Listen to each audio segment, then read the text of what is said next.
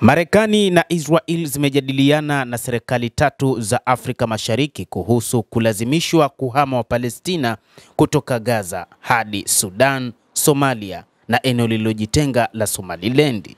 Kulingana na maafisa wa Marekani na Israel walionukuliwa na shirika la habari la Associated Press, ripoti iliyotolewa siku ya Ijumaa ilisema maafisa kutoka Sudan walidai kukataa uasi kutoka kwa Marekani, wakati maafisa kutoka Somalia na Somaliland waliambia AP kuwa hawakujua mawasiliano yoyote. Wakizungumza kwa sharti la kutotajwa majina kuzungumzia mpango wa siri wa kidiplomasia, maafisa wa Marekani na Israel walithibitisha mawasiliano hayo ya Somalia na Somaliland, huku maafisa wa Marekani wakithibitisha Sudan pia moja kati ya maeneo ambayo walipanga kwa ajili ya kuwapeleka wa Palestina ambao waliishi katika ukanda wa Gaza.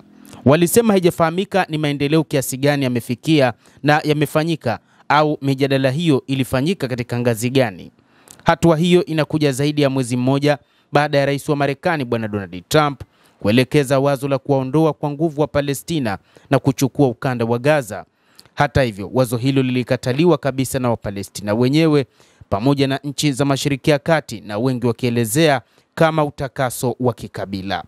Mazungumzo tofauti kutoka kwa Marekani na Israel katika maeneo matatu yanayoweza kufikiwa yalianza mwezi uliopita, siku chache baada ya Donald Trump kuelekeza mpango wa Gaza pamoja na Waziri Mkuu Benjamin Netanyahu.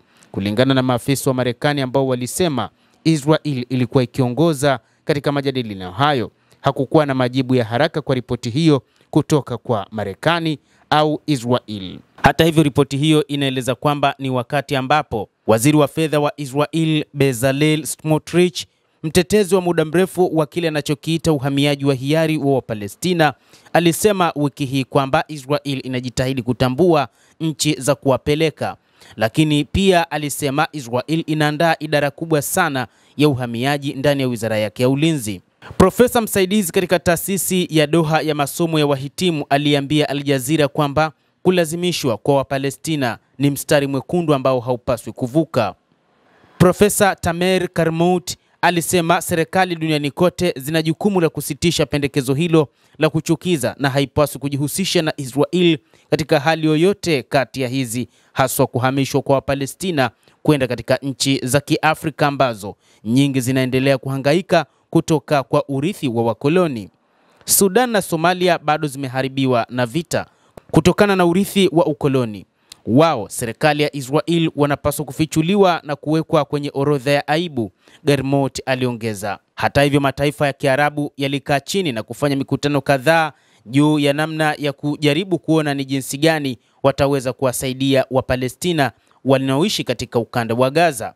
Mwanzoni ilitakiwa Wapalestina wapelekwe katika taifa la Misri pamoja na maeneo kama vile Jordan, lakini Misri pamoja na Jordan zilikataa juu ya kuwapokea Wapalestina, huku Misri ikiandaa mpango wa kuijenga Gaza. Ni kwa sababu Marekani tayari ilishaweka mpango wake wa kuijenga Gaza, lakini pia mpango huo uliingiliwa kati na Misri ambayo ilipendekeza namna ya kuijenga Gaza, na hadi wakati huu ni zaidi ya dola bilioni 50 ambazo zitatumika kwa ajili ya kujenga ukanda wa Gaza katika awamu mbalimbali.